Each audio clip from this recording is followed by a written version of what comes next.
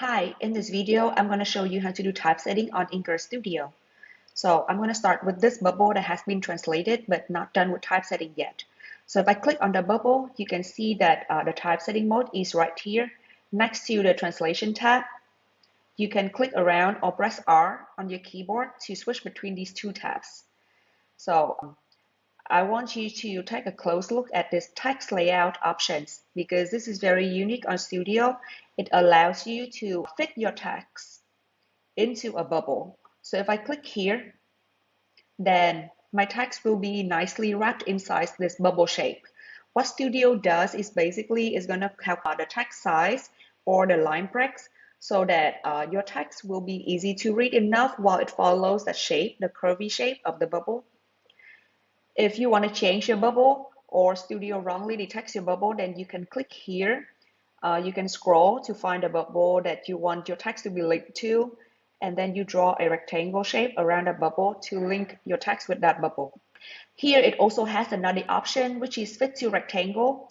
So it works exactly the same way as fit to bubble. However, you want to use it only when your area is just a square or a rectangle. So here my text is still a little bit too big, so I'm going to go down here to the text style section so that I can change the size.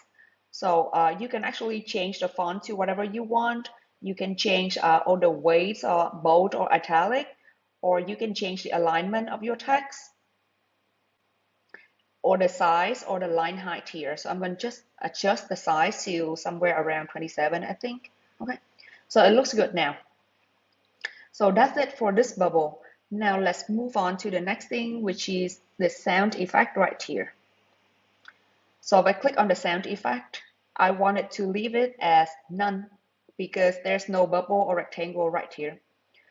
But this box is a little bit too random for me.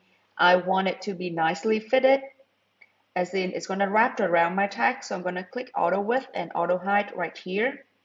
And now, because it's at an optimal size, I can leave it this way. Maybe I want to make it a little bit bigger. You can do it by adjusting the size here, or you can just drag the corner of the text box to make it bigger or smaller. So I think this is okay. So now it's a little bit tilted to the left. So I'm going to use this handle right here to rotate it a little bit.